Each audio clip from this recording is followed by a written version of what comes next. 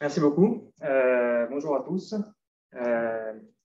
J'espère que je ne vais pas vous endormir après ce très bon déjeuner. En tout cas, moi, je suis très content d'être ici. C'est la première fois que je participe au Club Castem. Et pourtant, j'ai utilisé le logiciel pendant mes 3 ans de thèse, donc je viens de terminer actuellement. Et ce travail, c'est une thèse financée par un contrat doctoral spécifique normalien. Il a été réalisé au LMS sous la direction d'Andrei Constantinescu, qui est ici présent, et puis Grigor Nica, qui a été un postdoc du laboratoire, et puis qui actuellement est en Allemagne à l'Institut Weiss de Berlin. Et donc aujourd'hui, je vais vous parler de conception de panneaux périodiques qui sont imprimés en 3D et qui ont la spécificité d'avoir un couplage extension-flexion. Et ce couplage a été conçu par optimisation de forme. Alors, quand on essaye de faire de la conception,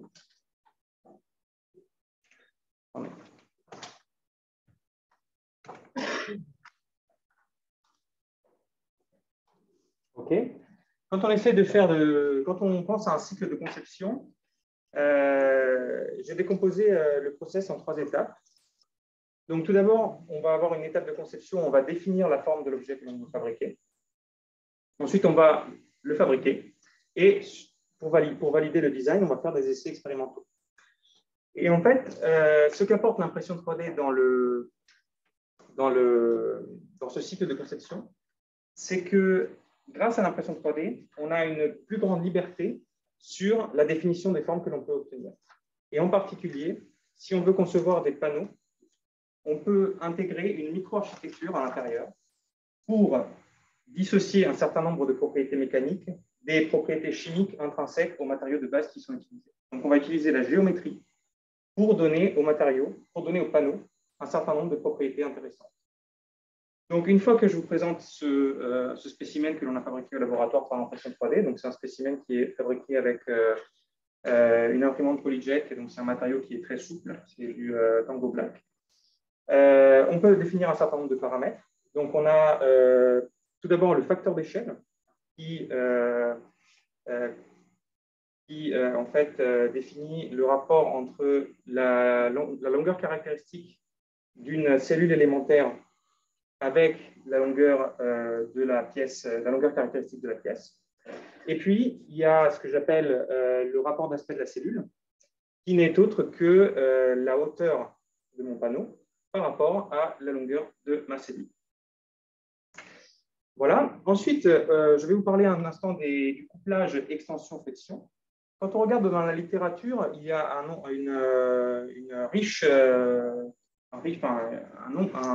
important nombre de contributions qui existent pour obtenir des effets de couplage et donc obtenir des courbures sous l'impulsion d'un chargement dans le plan. Et l'essentiel de ces travaux, je les ai regroupés en 2 catégories. Donc, tout d'abord, vous avez la possibilité de créer cet effet par ce que j'appelle un effet de structure. Donc, typiquement, ce sont des déformations incompatibles qui donnent lieu à des flambements. Et cela peut être engendré par des contraintes résiduelles. Ça peut être engendré par des phénomènes de gonflement. Donc, ici, par exemple, vous avez une structure qui est gonflée et qui, par déformation incompatible, va simplement sortir du plan. Ça peut être la chaleur, comme dans l'exemple ici présent, où vous avez un polymère à mémoire de forme qui est qui en fait va revenir à sa forme initiale sous l'effet de la température. Et pour obtenir cette forme 3D, vous avez un film en latex à l'intérieur qui contraint la géométrie et qui permet d'obtenir un effet 3D, une déformation 3D. Nous, on a essayé de faire quelque chose d'un peu différent. Et donc, je vais vous illustrer le couplage extension-flexion obtenu par un effet de matériau sur un des travaux que l'on a fait pendant la thèse. Donc, en fait, on a volontairement introduit une asymétrie dans le panneau. Et donc, ici, vous avez un panneau imprimé 3D que nous avons fabriqué. Et donc, ce qui se passe quand je le comprime à la main, je m'aperçois qu'en plus d'avoir une compression sur cette rangée, je vais avoir également une déflexion. Si je le tire, cette fois-ci, j'ai une courbure qui apparaît dans le sens opposé. Et donc ici, vous avez la superposition des trois cas. Vous avez la référence, la compression et la traction.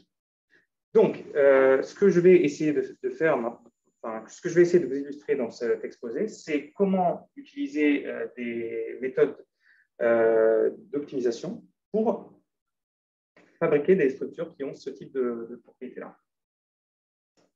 Donc, tout d'abord, ces structures, il faut les caractériser. Et comme on travaille avec des plaques périodiques, on va utiliser la théorie de l'homogénéisation asymptotique, qui donne une approximation au premier ordre du comportement de ces matériaux. Et en particulier, elle donne lieu à, elle nous amène vers ce qui s'appelle le modèle des plaques minces de Kirchhoff-Love généralisé. Ensuite, je vais vous illustrer un instant, je vais vous illustrer la méthode d'optimisation topologique que nous avons utilisée. Donc, c'est une méthode qui repose sur la méthode des surfaces de niveau, donc la méthode level set en anglais. Et ce qu'on essaie d'optimiser ici, en réalité, c'est d'obtenir une forme qui est associée à un tenseur élastique cible. Je vais revenir là-dessus. Et la dernière partie concerne simplement une caractérisation de plaques, une fois qu'elles sont optimisées, pour voir si elles se défendent comme prévu.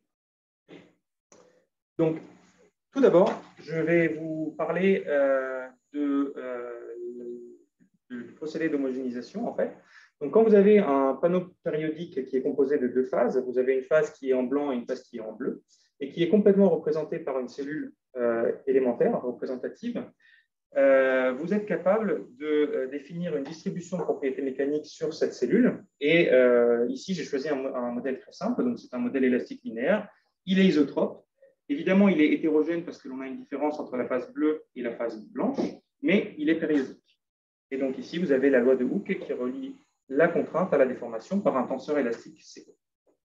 Donc, sous l'hypothèse que mon rapport d'aspect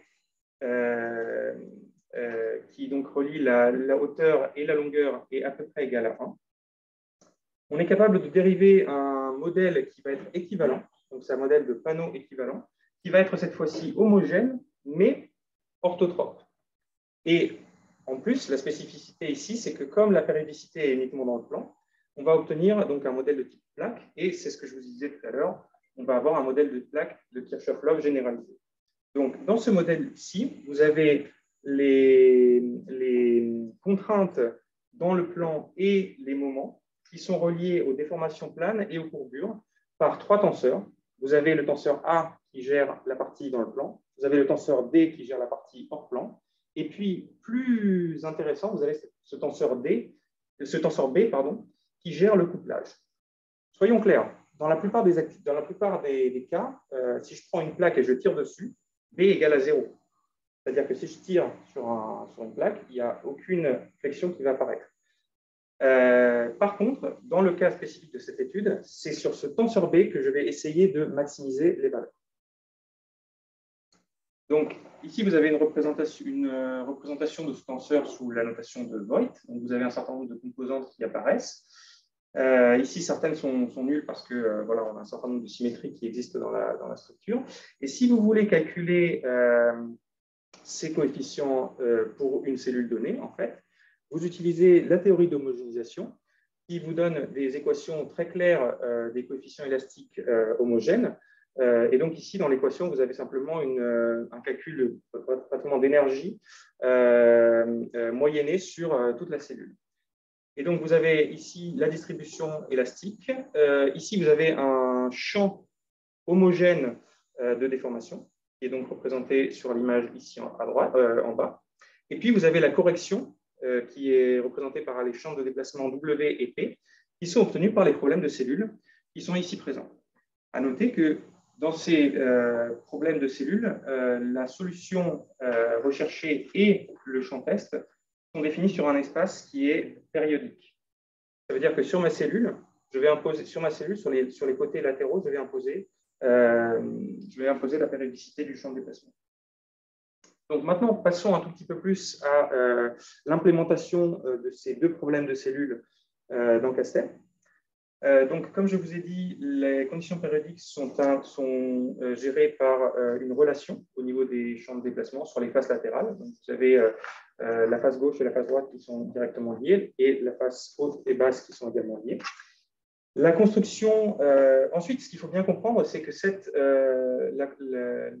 le produit contracté du tenseur d'élasticité avec le champ de déformation va en fait agir comme une force volumique sur la cellule.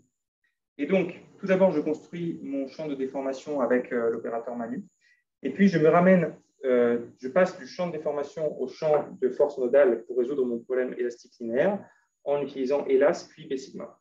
Et la résolution du problème élastique s'effectue avec l'opérateur réseau. Je passe maintenant à la partie d'optimisation. Donc, comme je vous ai dit tout à l'heure, on va essayer de trouver une géométrie pour ma cellule élémentaire qui vérifie un tenseur élastique cible.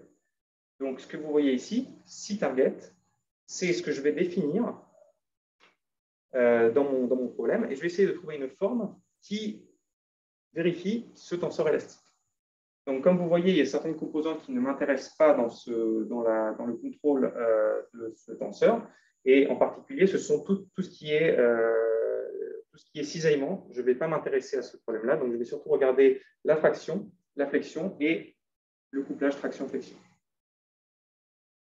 Donc ici, vous avez la définition de ma fonctionnelle que je vais essayer de minimiser. Donc c'est simplement une fonctionnelle qui calcule la norme L2 entre mon tenseur homogène effectif et le tenseur cible.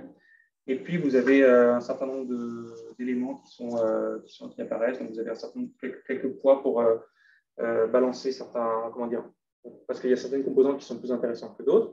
Et finalement, le problème d'optimisation consiste à minimiser cette fonctionnelle sous la contrainte que les champs solutions du problème de cellules soient vérifiés. Bon, maintenant, quand on parle d'optimisation topologique, dans la littérature, il y a un certain nombre de méthodes qui existent déjà depuis, je dirais, au moins 30 ans. Je vais rapporter ici les deux types de méthodes qui sont les plus connues. Donc, tout d'abord, vous avez des méthodes qui sont dites de densité, où finalement, vous remplacez la représentation de votre distribution de matière par une fonction de densité, qui peut être égale à 0 quand vous avez du vide et qui est égale à 1 quand vous avez de la matière. Et un des résultats de densité que vous obtenez, c'est par exemple quelque chose comme ça. Bon, là, vous êtes un peu embêté parce que vous avez pas mal de gris, et sur le gris, vous ne savez pas si vous avez de la matière ou du vide. Donc, typiquement, on utilise a posteriori une pénalisation. C'est ce qui s'appelle la méthode SI, qui vous permet de passer de quelque chose comme ça à quelque chose qui est bien défini. Ensuite, plus récemment, il y a un certain nombre de méthodes qui sont apparues. Donc, tout à l'heure, on a entendu parler du champ de phase, donc ça, c'est une des possibilités. Il y a également la méthode level set, donc surface de niveau, qui consiste simplement à remplacer la représentation de la distribution de matière par une fonction auxiliaire qui va permettre de définir cette fois-ci beaucoup plus simplement la distribution de matière dans mon domaine. Je vous illustre simplement quelques cas d'optimisation qui existent déjà dans le cadre spécifique des plaques. Donc, avec la méthode de densité, vous avez un article de 2017 qui optimise des cellules tridimensionnelles pour des plaques pour maximiser la raideur ou maximiser le déplacement en flexion. Et puis, dans le cadre de la méthode Level 7, vous avez une optimisation qui a été réalisée pour minimiser la souplesse avec une plaque composée de laminés. Et donc, ce que vous voyez en fait avec les différentes nuances de gris correspond simplement à plusieurs niveaux de la plaque. Donc, nous avons choisi la méthode Level 7 parce que c'est une méthode qui est efficace d'un point de vue calcul et qui offre une excellente représentation de la géométrie. Donc, comme vous pouvez voir, une géométrie comme celle-ci, en fait, est directement représentable par une fonction level set en prenant le signe négatif associé au matériau et le signe positif associé au vide. Et donc, l'interface vide-matériau est directement représentée par l'équation phi égale 0. Et puis, pour des raisons pratiques, on va dire, on a également considéré une interface épaisse ou une interface diffuse, c'est-à-dire que, le passage entre la matière et le vide n'est pas, pas exact, mais on s'autorise une transition pilotée par un petit paramètre E ici, pour passer de matière à vide. Et ça permet simplement de calculer les dérivés de forme, en fait, qui sont un peu plus difficiles à calculer si on a quelque chose d'abrupt. Une fois qu'on a défini cette fonction level set, on a envie de la faire bouger parce qu'on a envie de trouver, on a envie d'optimiser la forme, donc on a envie de bouger cette fonction level set qui pilote la géométrie. Et donc pour ça, en fait, on est obligé de résoudre ce qui s'appelle une équation d'Hamilton-Jacobi. C'est une équation non linéaire. En fait, la non-linéarité apparaît au niveau de la valeur absolue au niveau du gradient ici, mais c'est pas très très éloigné en fait d'une équation d'advection. Vous avez donc une dérivée temporelle et puis un champ de vitesse ici et le gradient de la level set. Et donc, comme ce n'est pas très loin d'une équation d'advection, quand on a essayé de l'implémenter sur Castem, on a essayé plusieurs choses. Donc, tout d'abord, j'avais regardé un modèle de Navier-Stokes avec des opérateurs style Equex ou Exec, mais ça n'avait pas été très concluant. Ensuite, j'avais discuté un peu avec Olivier Fondeur du CEA, qui m'avait suggéré d'utiliser l'opérateur ADVE dans le cadre d'un modèle thermique. Et en fait, ce qui se passait, c'était que quand on essayait de résoudre cette équation, on avait un bruit qui apparaissait. Et donc ici, ce que vous voyez, en fait, c'est une fonction level set. Hein, donc les couleurs correspondent à des valeurs de cette fonction qui décrit la matière. Donc ça va de moins 1,5 à 0,5. Donc 0, ça reste la frontière. Et on s'aperçoit qu'en résolvant l'équation, il y a du bruit qui apparaît. Et ça, c'est vraiment embêtant parce que, à la fin, cette fonction level set décrit la géométrie. Et si la géométrie est bruitée, ça veut dire que la frontière entre le vide et la matière est un peu difficile à étudier. Et finalement, la solution qui a été retenue, c'est passer par un outil qui est externe à Castem. Et donc, c'est un package qui s'appelle Advect, qui résout des équations d'advection, qui utilise la méthode des caractéristiques. Donc, ça a été développé par Pascal Frey et Charles Dapponi dans le cadre d'une thèse en 2014. Et comme c'est un logiciel qui est en C++, qui a son langage à lui, etc., il a fallu simplement assurer la communication entre Castem et Advect en passant par des petits scripts en basic shell. Donc, en fait, ce qu'on sort, à partir de Castem, en fait, on va sortir et le maillage et le champ. Et donc, le champ est sorti en fichier CSV, qui est ensuite converti en fichier SOL pour le rentrer dans Advect. Tandis que le maillage, il est sorti soit en INT, soit en MED. Et ensuite, il doit être lu en format MEDIT pour être admissible dans Advect. Donc maintenant, j'arrive au niveau de l'algorithme numérique que l'on utilise.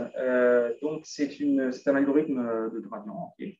Et donc, à chaque étape, après avoir défini un level set pour une forme initiale, on va simplement redistancier le level set en une fonction de distance signée pour des raisons de stabilité. Et puis, très simplement, on va résoudre les problèmes de cellules dont les solutions sont W et P pour caractériser la structure à un instant donné. Et ensuite, on calcule le gradient de forme. Donc, ici, ce qui est caché derrière, entre autres, c'est une équation de la chaleur pour rendre le gradient de forme un peu plus diffus. Et ensuite, on résout une équation d'Hamilton-Jacobi avec l'opérateur Advect. À cela, il faut aussi mentionner le fait qu'on a une fraction volumique qui est bornée dans un intervalle donné. Évidemment, on ne veut pas autoriser à ce qu'il y ait que de la matière ou que du vide. Donc, on est obligé de borner l'interface, la fraction volumique.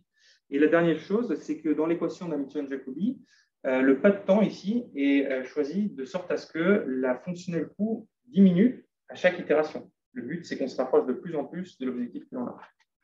Et donc, voilà, vous avez un certain nombre de... Donc, l'algorithme on s'est inspiré d'un travail de l'équipe de Grégoire Allaire au CEMAP de l'École Polytechnique. Et puis, vous avez ici les références pour les différents packages externes que nous avons utilisés.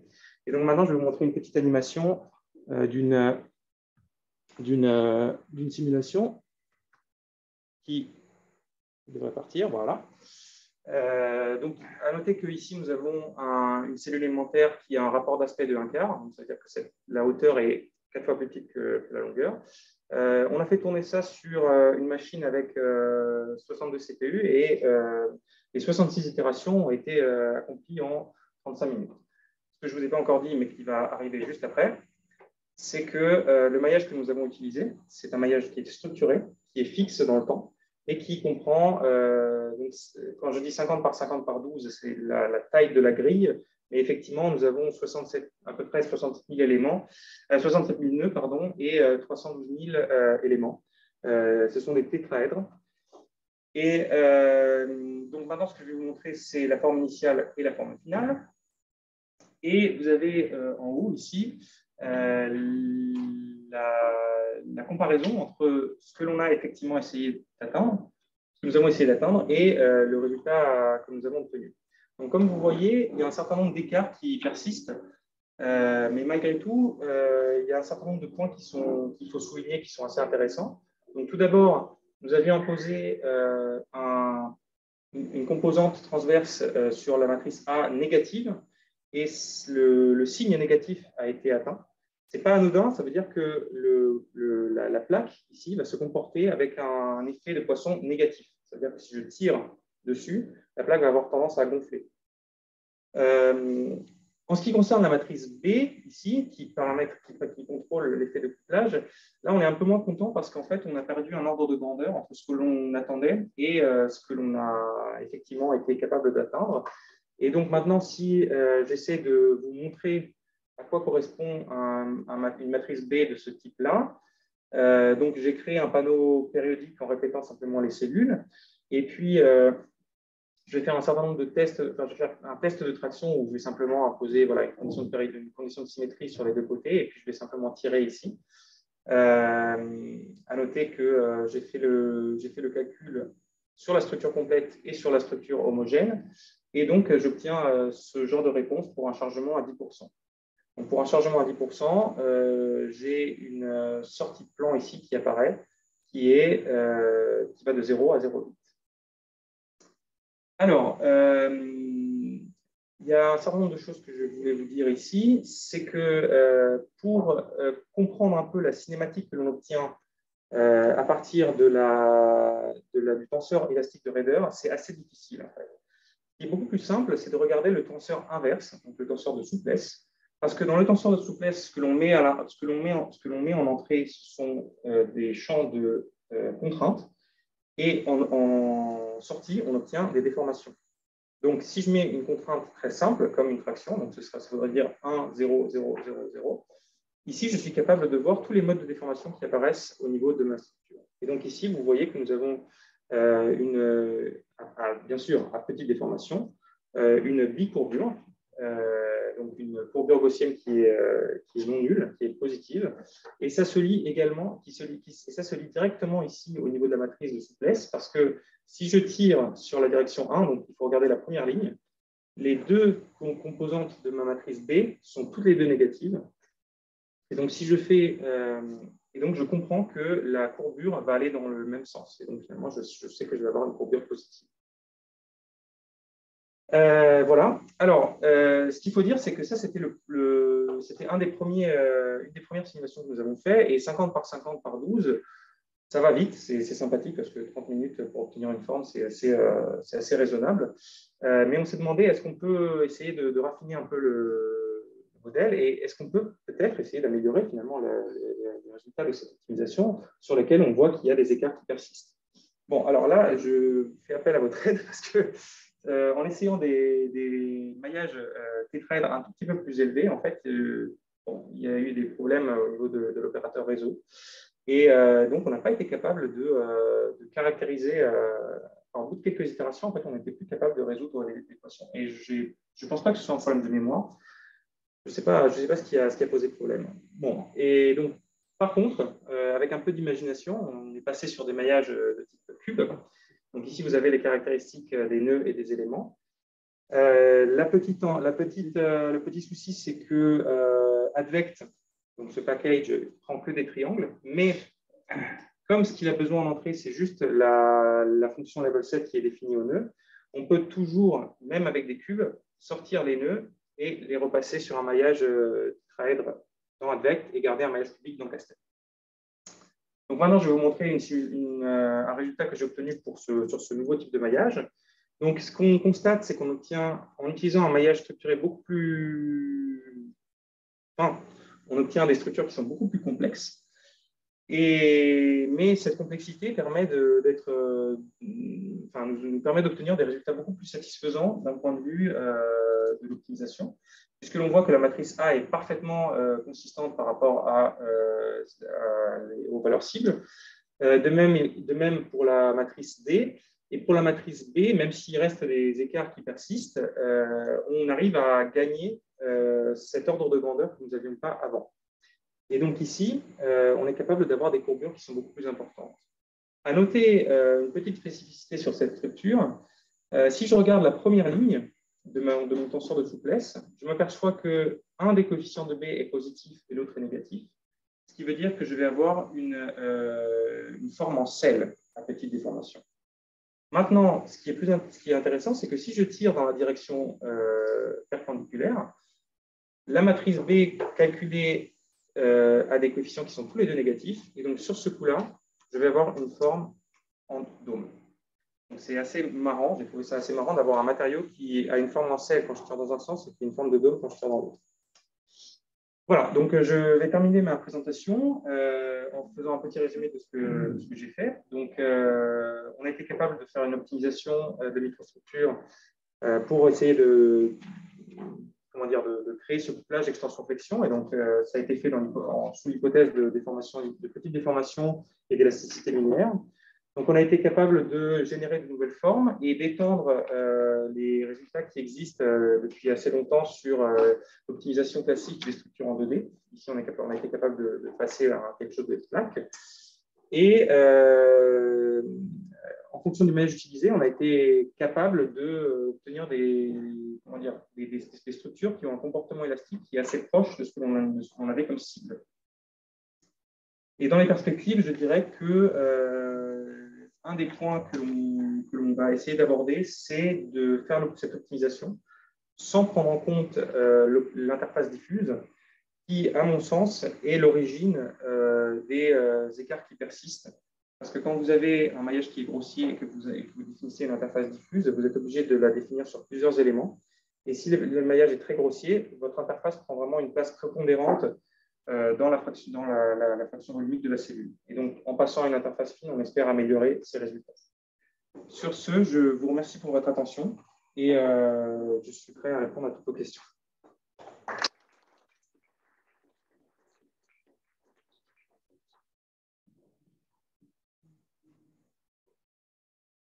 Des questions dans la salle? Des remarques pour aider Philippot?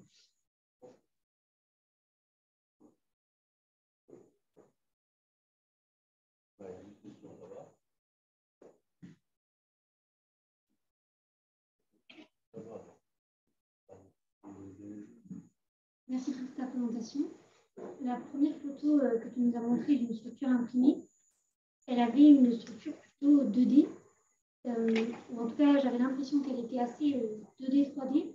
Donc, elle aurait pu être usinée autrement, par exemple, en laser. La dernière que tu as montrée, celle qui était un peu plus complexe, effectivement, elle ne peut pas être faite à la découpe laser. Est-ce que tu as fait des prototypes imprimés en 3D, de structures comme ça, plus complexes, comme la dernière que tu as montrée?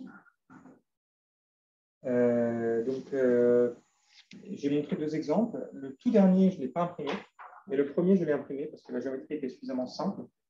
Et ce qui est un des avantages de la méthode Level 7, c'est que quand vous avez une représentation par cette fonction auxiliaire phi, comme je vous ai montré, avec Castem, il y a un outil qui s'appelle isov, donc isovaleur. Vous récupérez le contour de phi égale 0 et vous obtenez directement une forme qui peut être exportée en STL et qui peut être directement imprimée. Et donc après, ce qui peut se passer, c'est juste que en fonction de la résolution de votre imprimante, vous allez devoir ou non changer d'échelle sur votre structure pour s'assurer que toutes les petits spécificités, les petites caractères de la structure soient bien prises en compte par l'impression. Si vous avez un tout petit trou et que l'impression a une résolution trop faible, vous n'allez pas le voir, quoi. Donc, il faut voir ça. Tu parles d'impression FDM ou de poudre? Ça peut être liquide, ça peut être stéréolithographie dans le domaine polymère, ça peut être n'importe.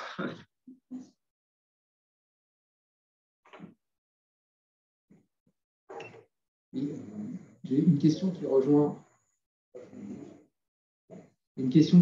finalement la question présente. Est-ce qu'on peut, pour ce type d'approche, intégrer ce qu'on appelle des contraintes de fabrication? En gros, ne pas aller sur des solutions qui finalement, dont on sait qu'elles ne sont pas fabricables.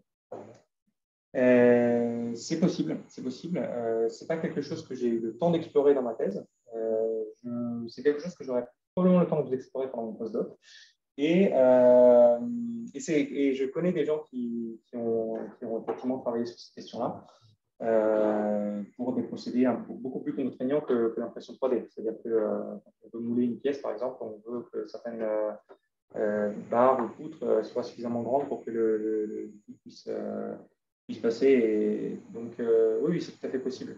Et au niveau des contraintes, ce que je connais, c'est vous pouvez avoir des contraintes sur l'épaisseur. Par exemple, vous pouvez vouloir qu'une épaisseur soit bornée entre borne supérieure et inférieure. Vous pouvez avoir des contraintes sur, par exemple, la courbure. Vous voulez éviter que qu'il y ait des angles droits, en fait, sur lesquels viendraient se concentrer les contraintes.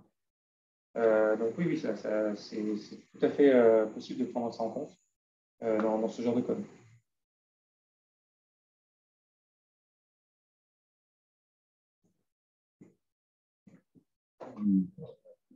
Juste une petite question. Il y a des fonctionnalités d'optimisation topologique d'un custom sur une procédure TopOptim. Alors, vous n'avez pas utilisé, il y a une bonne raison? Oui, alors je voulais parler de TopOptim, mais j'ai été pris dans le flot de la présentation, j'ai fait l'impasse. En fait, quand j'ai commencé ma thèse sur ces questions-là, tout d'abord, la première chose qu'on avait, c'était un code d'optimisation qui était codé par des gens de mathématiques appliquées du laboratoire sur FreeFrame. C'est un autre logiciel élément fini, et donc on s'est dit on va essayer de passer sur Castem parce qu'il y a un certain nombre d'outils qui existent qui sont déjà présents sur Castem, et au lieu de les réimplémenter sur FreeFrame, on va essayer de faire ça. Et j'ai découvert TopOptim assez tard finalement. Je dirais, je vais juste comparer ce que fait TopOptim avec ce que l'on fait. Les méthodes sont différentes. Si je ne dis pas de bêtises, je crois que TopOptim utilise une méthode de densité. Donc, s'il y a une fonction densité qui est ensuite pénalisée pour avoir la distinction matière vide, tandis que nous avons cette approche level 7 qui, à ma connaissance, n'est pas du tout prise en compte qui n'a jamais été utilisée avant dans le Castem. Et je pense qu'elle a ses avantages, enfin, je pense qu'elle offre un certain nombre d'avantages par rapport aux méthodes de densité. En particulier, je pense que c'est vraiment, d'un point de vue temps de calcul, c'est quand même assez performant, quoi. Et voilà, merci. On a une question sur le chat. Oui, vous m'entendez? Oui. Oui, je voulais savoir, vous partez systématiquement de la même cellule initiale, d'après ce que j'ai vu sur les slides. Est-ce que c'est un choix délibéré ou est-ce que la solution va dépendre de la cellule initiale, et est-ce que vous avez essayé d'autres cellules initiales? Donc, merci pour la question. C'est un point que je n'ai pas du tout eu le temps de présenter. Donc, la cellule initiale a un impact considérable sur la solution finale que l'on obtient. C'est vraiment un des critères très, très importants. Et pour cela, j'ai effectivement testé plusieurs cellules. Donc, en l'occurrence, j'en ai testé 9. Mais bon, je n'ai pas de critères particuliers sur le choix de la cellule. Pour des structures 3D, pour des plaques, j'ai pensé à partir de cellules avec des bulles. avec des cylindres ou avec des cônes. C'est ça les trois types de cellules que j'ai utilisées. Et ensuite, ce que vous aurez remarqué, c'est qu'il y a un grand nombre de bulles ou de cylindres. Et ça, c'est dû au fait que notre algorithme, bien qu'il soit d'optimisation topologique, il n'est pas capable de créer du vide. Il est juste capable de fusionner deux entités de vide existantes. Et donc, c'est important de partir d'un grand nombre de bulles, parce que si vous partez d'un nombre trop faible de bulles, en fait, vous n'allez pas être capable d'explorer suffisamment de microstructures et vous allez être très vite contraint à ce niveau-là. J'espère que ça répond à votre question. D'accord, oui, j'ai compris. Merci. D'autres questions? Merci beaucoup pour cette présentation. Moi, je suis un peu plus stratégique. J'étais un peu étonné par le comportement qui n'est pas assez asymétrique de la structure. Vous dites, si je tire dans un sens, j'ai un comportement, c'est plutôt en celle du cheval, et si je tire dans l'autre sens, j'ai un autre. C'est lié à la géométrie que vous avez choisie, ou ça peut être une géométrie recherchée pour avoir cette non-symétrie de la réponse? J'ai pas compris cette caractéristique que vous avez trouvée à posteriori, en fait. Et ça peut effectivement être un peu réfléchi parce qu'il peut y avoir certains matériaux qui ont envie de concevoir pour des utilisations diverses et variées, qui peuvent avoir des caractéristiques un peu telles que vous avez écrites. Oui. Alors, est-ce qu'on peut avoir un peu maintenant, puisqu'on a trouvé que ça marche, est-ce qu'on peut réfléchir en amont pour introduire des effets sur lesquels on n'a pas pensé, des effets un peu des formes qu'on souhaite avoir ou des comportements qu'on peut avoir? Je pense que oui. Je pense que oui. Après, et c'est quoi la manière dont quel est le biais pour pouvoir y arriver? Ben, le biais pour pouvoir y arriver, en fait, ça va être juste. Donc là, vous voyez, ça c'est mon tenseur cible. Okay. D'accord. Donc là, ce que j'ai fait, c'est que j'ai juste imposé deux des composantes sur mon tenseur AB. Et si je veux avoir un contrôle complet de mon tenseur B, ça veut juste dire que je dois contrôler toutes les composantes de mon B. Je veux juste souligner un point qui me semble quand même important, c'est que la théorie de Kirchhoff-Love marche à très petite déformation. Oui, donc, il est clair que si effectivement je veux tirer à la main sur une plaque et j'espère voir un dôme, non, ça ne va pas être possible. Par contre, ce qui est possible à mon sens, c'est que si je tire et que je pars de quelque chose de plat, je pense que c'est assez facile de se ramener à un cylindre. Parce que la déformation, enfin la courbure dans la direction transverse de la traction, en théorie, à moins d'avoir des conditions limites qui empêchent cela, en théorie, c'est possible. Et donc c'est aussi, c'est pour ça que j'ai uniquement contrôlé ces deux positions-là. Ouais. Mais si vous voulez contrôler les autres, oui, c'est tout à fait possible. Et les deux sont découplés parce que dans un sens, vous tirez dans une direction, dans l'autre, vous tirez dans l'autre, et donc vous pouvez tout à fait contrôler cet effet-là. Ouais. Merci.